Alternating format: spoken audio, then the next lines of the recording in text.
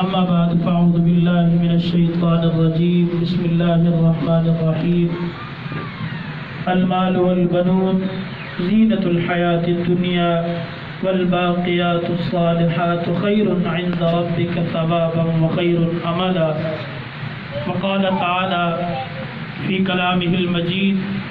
واعلموا أنما أموالكم وأولادكم فتنة آمنت بالله صدق الله العظيم وصدق رسوله النبي الكريم ونحن على ذلك لمن الشاهدين والشاكرين والحمد لله رب العالمين۔ سب سے پہلے انتہائی قابل احترام حضرت مفتی لیاقت محمود صاحب جو کہ اس ادارے کے منتظم ہیں، انتہائی قابل مبارکباد ہیں کہ آج الحمدللہ ایک بار پھر گزشتہ سے پیوستہ ایک اور بچے نے قرآن مجید کی تکمیل کی ہے۔ والدین بھی قابل مبارکباد ہیں، استاد بھی، اور خدمت سر انجام دینے والی تمام معلمات بھی، اور اس ادارے میں پڑھنے والے سارے بچے بھی۔ اس ادارے میں الحمدللہ وقتاً فوقتاً مختلف بچے محلے کے قرآن مجید کی تکمیل کرتے ہیں، ساتھ اچھے اخلاق اور تربیت حاصل کرتے ہیں۔ یہ اعزاز ہے کہ بچوں کو اسلامی معاشرے کے اندر اسلامی آداب سکھائے جائیں۔ اسلامی معاشرے کے ماتھے کا جھمر ہے کہ بچے قرآن مجید کی تعلیم سے مزین ہوں، اچھے اخلاق سے آراستہ ہوں اور ان کی تعلیم اور تربیت ہو۔ اس لیے کہ پروردگار عالم نے قرآن مقدس کے اندر فرمایا، سورہ کہف میں ہے، المال والبنون زینت الحیات الدنیا، یہ مال و دولت اور اولاد یہ دنیا کی زیب و زینت ہے۔ والباقیات الصالحات خیر عند ربک ثوابا وخیر املا، بس باقی رہ جانے والی چیز تو وہ نیکیاں ہیں جو اللہ کے ہاں اجر و ثواب کا باعث ہیں اور انسان کے لیے کرامت ہیں، بہتر ہیں۔ انسان کی بہتری کے لیے اللہ رب العالمین نے اس کتاب ہدایت کو، قرآن مجید کو نازل کیا ہے۔ اگر یہ کتاب نہ ہوتی تو ہماری زندگیوں میں بگاڑ ہوتا، ہماری زندگیوں میں فساد ہوتا۔ ہمیں یہ کتاب معاشرت سکھاتی ہے، رہن سہن کا طریقہ سکھاتی ہے، گھریلو زندگی پر ہمیں ابھارتی ہے کہ ہم اس زندگی کو بہتر بنائیں، چاہے وہ ماں باپ کے ساتھ حسن سلوک کی صورت میں ہو، چاہے اولاد کی اچھی تربیت کی صورت میں ہو، چاہے ازدواجی زندگی ہو، میاں بیوی کے درمیان باہمی محبت اور الفت ہو۔ قرآن مجید ہماری رہنمائی کرتا ہے کہ ہم اس معاشرتی زندگی کو بہتر سے بہتر بنائیں، بہتر سے بہتر بنائیں، اور یہ بھی ہمیں تاکید کرتا ہے کہ ہم اپنی اولاد کی اچھی تربیت کریں۔ اولاد اللہ تعالیٰ کی طرف سے ایک بڑی نعمت ہے کہ جب ایک نیا جوڑا وجود میں آتا ہے، شادی کے بندھن میں باندھا جاتا ہے، تو سب سے بڑی خواہش یہ ہوتی ہے کہ اللہ تعالیٰ اولاد سے نوازے۔ اولاد ہوتی ہے تو زندگی میں برگ و بہار، ایک خوبصورتی آ جاتی ہے، ایک حسن پیدا ہو جاتا ہے، زندگی کی رونقیں بڑھ جاتی ہیں، اور پھر جہاں والد پر بہت ساری ذمہ داریاں عائد ہوتی ہیں، وہاں ذمہ داریوں کا ایک بڑا بوجھ والدہ کے کاندھے پر آ جاتا ہے۔ اکثر و بیشتر اس معاشرے کے اندر ان ذمہ داریوں کا احساس والداؤں پر ہوتا ہے، ماؤں پر ہوتا ہے۔ یہ ماں کا کردار ہوتا ہے کہ وہ اپنے بچوں کو بہتر حسن سلوک، بہتر تربیت کریں، بہتر دین کے آداب سکھائیں اور ان کی اچھی تعلیم و تربیت کریں۔ ہمارے ہاں تعلیم و تربیت کو ایک ہی سمجھا جاتا ہے، یہ سمجھا جاتا ہے کہ کسی بچے کو اسکول میں داخل کر دیا بس کافی ہے، اب اس کی تعلیم بھی مکمل ہو رہی ہے، ساتھ ساتھ تربیت بھی ہو رہی ہے۔ تربیت کو ہم تعلیم کا نام دیتے ہیں کہ بچہ کچھ دعائیں سیکھ لے، بچہ کچھ پڑھنا سیکھ لے، کچھ ورڈ سیکھ لے تو یہ اس کی تربیت ہے۔ یہ تربیت نہیں ہے، تربیت عمل کا نام ہے۔ بچے تربیت اپنی ماؤں سے سیکھتے ہیں، اپنے گھر سے سیکھتے ہیں۔ ماؤں کو دیکھتے ہیں گھر میں کہ کام کاج کے دوران ان کی مشغولیت کیا ہے اور ان کی نقالی کرتے ہیں، اپنے والد کو دیکھتے ہیں، اپنے بڑوں کو دیکھتے ہیں۔ تو بچوں کی تربیت کے لیے ضروری ہے کہ ماں باپ اپنے رہن سہن کو، اپنی ازدواجی زندگی کو، اپنے تعلقات کو، اپنے گھر کو وہ جنت کا نمونہ بنائیں۔ یہ صحیح کہا گیا ہے کہ عورت ہی پر منحصر ہے. عورت چاہے تو گھر کو جنت کا نمونہ بنا سکتی ہے، چاہے تو گھر کو ایک جہنم نما بنا سکتی ہے. عورت ہی کسی کامیاب مرد کے پیچھے کامیابی کا راز ہوتی ہے،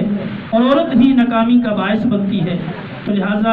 اولاد کی تربیت کے لیے ماؤں کا بڑا کردار ہے، گھر کی گھریلو زندگی کا بڑا کردار ہے کہ مائیں جب نیک و صالح ہوتی ہیں، مائیں جب ذکر و فکر میں لگی رہتی ہیں، مائیں جب اچھے اخلاق کا مظاہرہ کرتی ہیں، مائیں جب بچوں کے سامنے اپنی نندوں کو، اپنی ساس کو، اپنی دیگر رشتوں کو کوستی نہیں، ان کے خلاف غیبت نہیں کرتی، ان کی باتیں بچوں کے سامنے نہیں کرتی، تو بچوں کی اچھی تربیت ہوتی ہے، اچھے نشو و نما پاتے ہیں بچے. لیکن جب بچوں کے سامنے گھر کا ماحول بگڑا ہوا ہو، باہم جھگڑا ہو، فتنہ و فساد ہو، تو بچے اچھی تربیت حاصل نہیں کر سکتے. قابل مبارکباد ہیں وہ والدین کہ جن کے بچے اس طرح کے اداروں میں، جس طرح آج ہم ایک ادارے میں بیٹھے ہوئے ہیں، الحمدللہ یہاں اچھی تعلیم کے ساتھ ایک بہترین تربیت، زیادہ توجہ تربیت پر دی جاتی ہے تاکہ بچے اپنے اخلاق کو بہتر بنائیں، اپنی گھریلو زندگی کو بہتر بنائیں، ماں باپ کے آداب کو سمجھیں اور معاشرے میں آگے جا کر نمایاں کام سر انجام دے سکیں. وہ بچے معاشرے میں کوئی کام نہیں کر سکتے جو بچے بچپن میں احساس کمتری کا شکار ہو جاتے ہیں، جن کی اچھی تربیت نہیں ہوتی، جو ہر وقت خوف کا شکار رہتے ہیں، اور گھر کے اندر ان کو اچھا ماحول نہیں ملتا، اداروں میں اچھا ماحول نہیں ملتا، کو ایجوکیشن کے نام پر بے حیائی اور جو معاشرتی بگاڑ ہے وہ ان کے ذہنوں میں راسخ ہو جاتا ہے. لیکن جب شکر الحمدللہ کہ ہمارے معاشرے میں اس طرح کے ادارے بھی موجود ہیں جہاں بچوں کی اچھی تربیت کی جاتی ہے، بچوں کو صرف قرآن کے الفاظ نہیں سکھائے جاتے، بچوں کو صرف چند دعائیں نہیں بتائی جاتی، بچوں کو بلکہ ان کی زندگی کے نشیب و فراز کے حوالے سے مکمل طور پر آگاہ کیا جاتا ہے. تو یہی بچے آگے جا کر اپنے جب عملی میدان میں آتے ہیں تو نمایاں کارنامے سر انجام دیتے ہیں. یہی بچے والدین کا سہارا بنتے ہیں. والدین بچوں کو پڑھا لکھا کر بڑی ڈگریاں تو دلوا سکتے ہیں، بڑے بڑے منصبوں اور بڑے بڑے عہدوں پر بٹھا سکتے ہیں، لیکن پھر وہ وقت ہم نے اپنی آنکھوں سے دیکھا ہے کہ جب کہا گیا بچوں سے کہ بیٹا تمہاری والدہ بیمار ہیں، موت اور زندگی کے کشمکش میں ہیں، تمہارے والد اپاہج ہو چکے ہیں، آج انہیں تمہاری ضرورت ہے، تو جواب صرف اتنا ہی ملا کہ جتنے بھی پیسے لگتے ہیں خرچ کر دیجئے، میرے پاس وقت نہیں ہے کہ میں اپنی والدہ کو وقت دے سکوں، میرے پاس ٹائم نہیں ہے، بہت بزی زندگی ہے، میں کیسے اپنے والد کی میں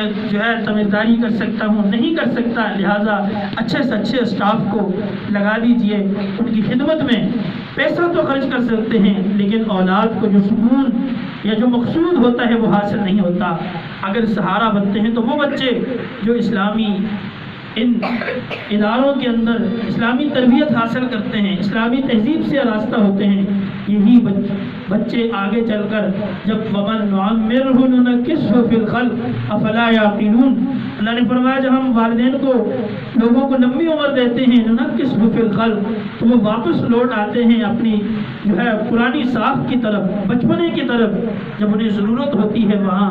کسی سہارے کی تو یہ بچے سہارا بنتے ہیں.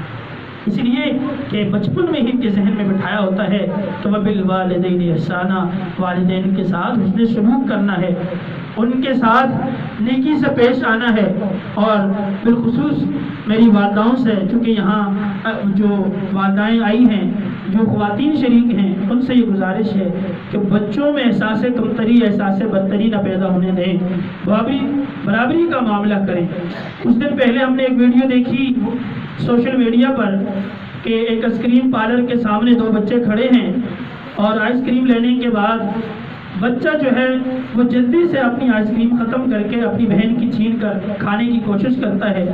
اس کی امی بھی موجود ہے، ابو بھی موجود ہیں، وہ اسے انجوائے کر رہے ہیں، ویڈیو بنا رہے ہیں، ہنس رہے ہیں، خوش ہو رہے ہیں کہ ہمارا بچہ کتنا انٹیلیجنٹ ہے کہ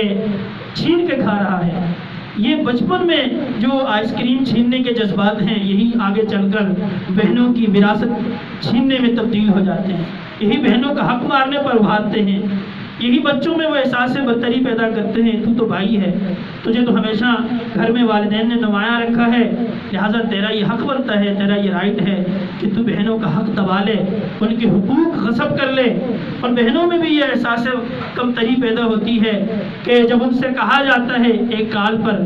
کہ بہن بتا دے تجھے بھائی چاہیے یا تجھے وراثت چاہیے، تو وہ تھوڑے سے سوچنے کے بعد کہہ دیتی ہے مجھے تو بھائی چاہیے، میں اپنا سب کچھ چھوڑ سکتی ہوں، اس لیے کہ بچپن سے ذہن میں بیٹھا ہوتا ہے کہ تجھے حق ملے نہ ملے لیکن بھائی کو تجھ پر فوقیت حاصل ہے۔ بچوں کے اندر لڑنے کے، جھگڑنے کے، چھیننے کے، غصب کرنے کے ان جذبات کو بچپن سے ہی آپ حوصلہ شکنی کریں، ان کا قلع کما کریں اور ان کے اندر صبر و تحمل، برداشت پیدا کریں، اثار پیدا کریں، احترام پیدا کریں کہ ایک دوسرے کے لیے اپنے حق کو چھوڑنے والے ہوں، ایک دوسرے کے ساتھ بیٹھ کر کھانے والے ہوں۔ یہ مظاہرہ جب بڑے کریں گے بچوں کے سامنے تو بچے ان سے سیکھیں گے۔ والدین کو چاہیے کہ بچوں کے سامنے اپنی زندگی کی جو تلخیاں ہیں وہ نہ لے کر آئیں، وہ اپنے آپ تک محدود رکھیں۔ بچوں کے سامنے چاہے کتنی ہی زندگی میں تلخیاں کیوں نہ ہوں، مصنوعی طور پر ہی صحیح، لیکن کم از کم بہتری کا مظاہرہ کریں، اس لیے کہ بچوں میں احساس برتری پیدا ہو۔ قرآن نے فرمایا وَاعْلَمُوا أَنَّمَا أَمْوَالُكُمْ وَأَوْلَادُكُمْ فِتْنَةٌ، تمہارے لیے تمہارے اموال، مال و دولت اور تمہاری اولاد یہ فتنہ ہے، آزمائش ہے۔ اس آزمائش سے سرخرو وہی ہوگا جو بچوں کی اچھی تربیت کرے گا۔ آخر میں پھر ایک بار میں مبارکباد دیتا ہوں، قابل رشک ہیں وہ والدین کہ جن کے بچے قرآن جیسی مقدس کتاب سے اپنے سینوں کو مزین کر رہے ہیں۔ قابل رشک ہیں وہ اساتذہ جو یہ خدمت سر انجام دے رہے ہیں۔ ہمارے حضرت مفتی صاحب، اللہ تعالیٰ ان کی جو ہے ہمت میں اور ان کی صلاحیتوں میں،